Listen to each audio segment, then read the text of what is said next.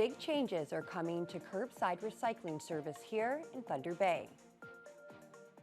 Good evening and thank you for joining us. Starting this summer, blue bag recycling will be no more. Come July 1st, they'll be replaced by new wheeled recycling carts at the curbside. It's part of a province-wide regulatory change. Josh Morano joins us in studio. And Josh, how will people get these carts? Well, Ryan, carts will start being delivered to residential homes next week and will continue into June, with each address receiving a 360-liter divided lid bin free of charge.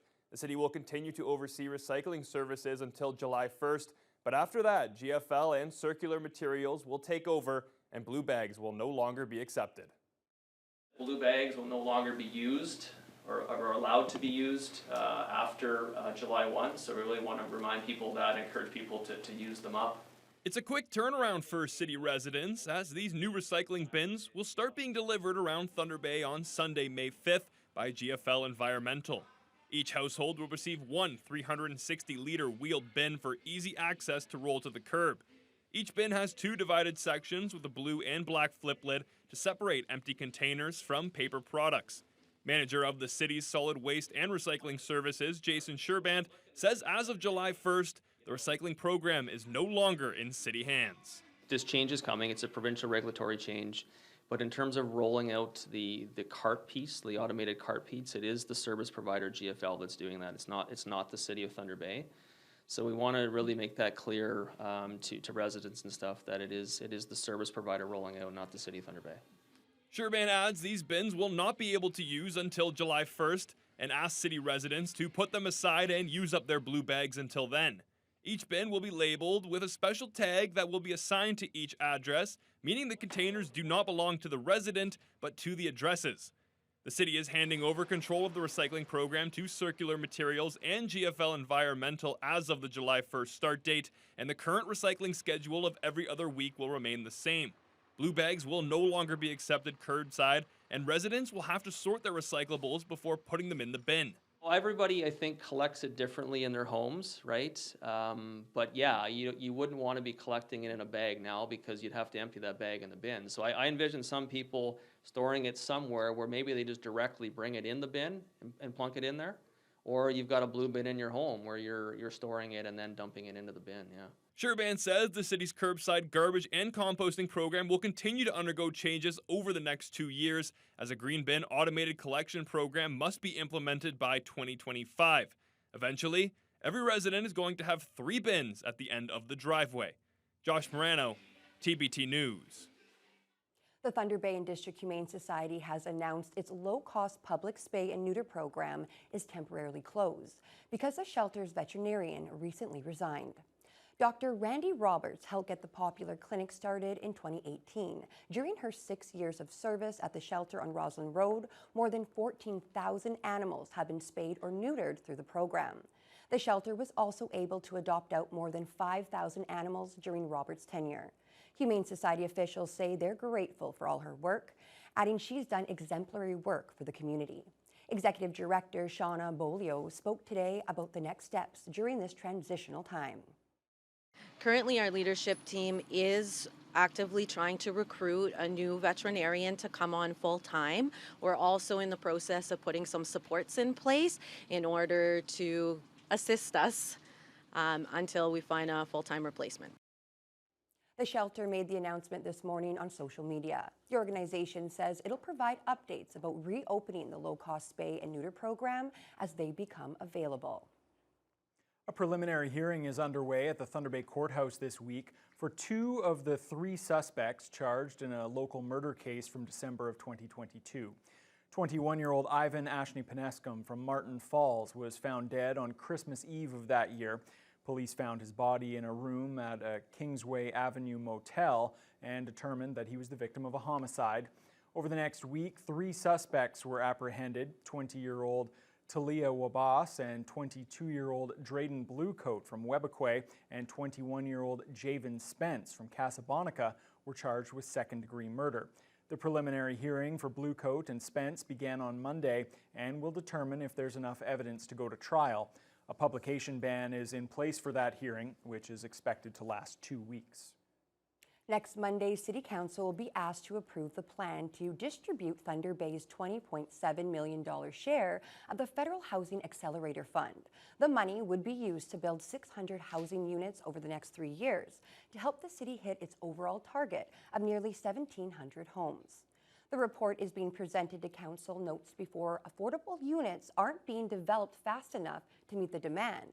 The multi-unit and affordable housing incentive would allow surplus city-owned land to be sold and maximize residential unit density by encouraging developers to add additional units to projects that are already planned. Other initiatives include identifying areas where housing isn't being built due to urban sprawl, where officials believe another 151 units could go. Project manager Summer Stevenson says the city has set the eligibility criteria and is encouraging not-for-profit organizations to get the ball rolling on new affordable housing to build up the city's downtown cores. So it has to be a new construction project. The policy will also include a matrix for how we will be evaluating these applications, with a preference for projects that encourage deeper levels of affordability and sustainability. At a minimum, applicants will have to put forward a project that has at least 30% of all proposed new units designated affordable. Many benefits to gain from intensification in the existing urban areas. There's benefits of for those residents to have equitable access to services, to have less reliance on cars to move around, to be able to access existing services and infrastructure. If Council approves the plan on Monday, the Planning Department will begin implementing it from October to March and report back to Council next April. Ignace residents have now voted on whether they want to see a nuclear waste site built near their community. Polls closed at 11 o'clock last night in a public survey that will inform the township's decision. But as Lee Noonan tells us, the results won't be available until this summer. The polls are closed, and the people of Ignace have had their chance to say whether they want to stay in the running as a potential host community for Canada's high-level nuclear waste. After decades of groundwork, Canada's Nuclear Waste Management Organization plans to choose a location by the end of this year. The Ignace Wabigoon site is one of only 2 still in contention. It has been a long time coming. I was on council when we first put our name in 2010, and to be in this position, it's amazing. It's amazing. Property owners and residents 16 and up had 5 days from April 26th to the 30th to vote online or in person. They were asked to take a position on whether the township should proceed as a potential host community for a deep geological repository of used nuclear fuel, or whether to opt out, with an option to stay neutral. Well, I voted for it. And why? Because I think it was going to be a big improvement in the whole northwestern Ontario. And that's what I'm hoping for. I'm pretty happy with what I've learned about what they're going to do it, how they're going to do it, the safety. If you're going to make nuclear waste, we have to deal with it seriously. I voted no because we are in a very pristine area, and I feel that Ignace doesn't need nuclear waste to kind of succeed as a community, and that's the feeling that I'm getting from the town. The question is hotly debated here in Ignace, and most residents weren't willing to talk about how they voted one way or another. The results won't be made available until the summer, when the complete report is brought to council. So Township Council wanted to hear more than just yes or no. They wanted to know why. Shayla Brecken and her team have been conducting interviews and raising awareness of the willingness process since September. She says they've made contact with every household in township boundaries. She expects her report will be presented to Ignace's Willingness Committee in June. The committee will then make a recommendation to council. If they don't want it, then we have to honor that. If they want it, then we have to honor that. So I'm patiently waiting to see that outcome, and I think it's going to be good. Lee Noonan, TBT News. A section of Highway 17 between Nipigon and Schreiber had to be closed today due to a massive transport fire. The tractor-trailer unit caught on fire at Cavers Hill around 11 o'clock this morning. A huge plume of black smoke could be seen for miles around. OPP say there were no injuries reported. The MTO shut down the highway to all traffic around 11:30 this morning, and motorists were asked to avoid the area. The fire was put out and the route was reopened to one lane of alternating traffic just before 1 o'clock this afternoon. Yesterday marked the end of the season for the Care Bus, operated by Norwest Community Health Centres. The vehicle and its staff provided safety and shelter to vulnerable people during the cold winter months, averaging more than 100 people per day. The Care Bus was first introduced in 2021. Onboard staff had more than 10,000 interactions this year and saw a 68% usage increase. The Care Bus transports people to warming centres and shelters while also providing basic wound care, food, warm clothing, and harm reduction supplies. The initiative is a partnership with the Indigenous Friendship Centre and Métis Nation and is funded by the DSAB and Lakehead Social Planning Council. Health Services Director Trina Diner says the Care Bus is a critical service in the community. It speaks to the need and then people knowing about the bus and what it's able to offer. So we definitely had a lot of increased access this year, which really speaks to the needs in our community. And we had some really exciting things kind of happening on the bus. So we had one individual who actually jumped on the bus and went to a job interview and got a job from accessing the services. To celebrate the end of another Care Bus season, Norwest is hosting a wrap-up party this Friday at Howl at the Moon Dry Saloon for all staff, community members, and supporting organizations. The 51st Annual Folklore Festival will return to Fort William Gardens this weekend. Presented by the local Multicultural Association, the event will feature the famous food and clothing vendors from around the world, as well as live entertainment on the main stage. The two-day family-friendly event celebrates diversity in our community.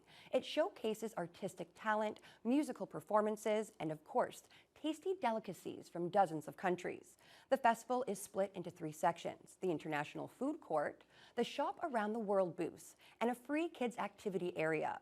Longtime organizer Janetti Juma urges the public to celebrate Cinco de Mayo on Saturday, when the feature performers will hit the stage.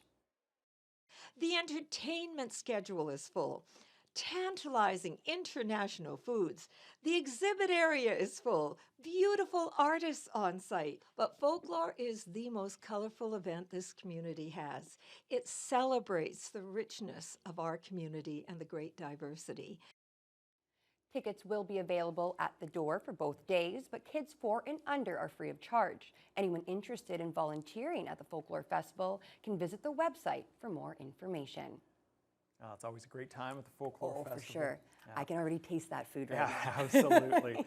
Well, Fiona, Mother Nature really isn't playing by the rules anymore. It's supposed to be April showers brings May flowers. It's the first day of May, and I saw a lot of rain out there. There was definitely a lot of rain. As you can see, it started just south of us and spent the day inching its way across. Now, it's a fairly narrow band, so that's the good news. The bad news is there is more on the way in the southwest, but it is definitely much needed moisture in the ground, and you're going to be happy that we had as much as we had this spring when we hit the summer forest fire season that everyone is so concerned about. So today we had all that light rain. Temperatures, once again, didn't move very much.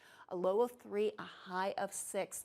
Winds actually started out more gusty in the morning and have been tapering off throughout the day. They started out at about 35 km and down as almost completely calm, just 2 kilometers per hour from the east-northeast. Across the region, overnight temperatures were pretty consistent. Everyone stayed above the freezing mark, and at this hour, everyone's pretty much at their high for the day, although it is definitely a little cooler as you head into Red Lake. They topped out at 5. That's where they're at right now, with a fair amount of rain. As you head further south, you hit double digits in Fort Francis. It was very mild. They're currently cloudy, but they did have rain earlier today. Single digits as we head to the northeast in Dryden, Upsala, Armstrong, Greenstone. Both towns are sitting under cloudy skies at 8, as is Atikokan, Nipigon, Marathon. Starts to warm up a little bit as you head into Wawa at 9, and Sault Ste. Marie also enjoying double digits at 10. They've had light rain for most of the day. Now here in the city of Thunder Bay tonight, It's going to be a little bit cooler. Temperatures are going to drop just below the freezing mark with a 60% chance of showers for the next few hours. After midnight, it's expected to have tapered off, and we're looking at partly cloudy skies. Winds are also going to continue to be very light, just 5 to 10 kilometers per hour. The unfortunate part, if you had outdoor plans for tomorrow, is it could be still a little bit hit and miss. As I said, there's another system coming. It could bring some rain tomorrow by the afternoon, but even more so on Friday. The good news is the weekend's looking better and better the closer we get to it. Fantastic. I like when we wrap things up with good news, and hopefully we see those Mayflowers pretty soon. All right, let's turn our attention to national news now. That pro-Palestinian protest that has disrupted things at McGill University isn't going anywhere for now. A couple of McGill students had filed an injunction asking the courts to force the protest to move away from campus buildings, but that was rejected. We'll have details on that and more when your news hour continues after the break. We just heard that the injunction was denied!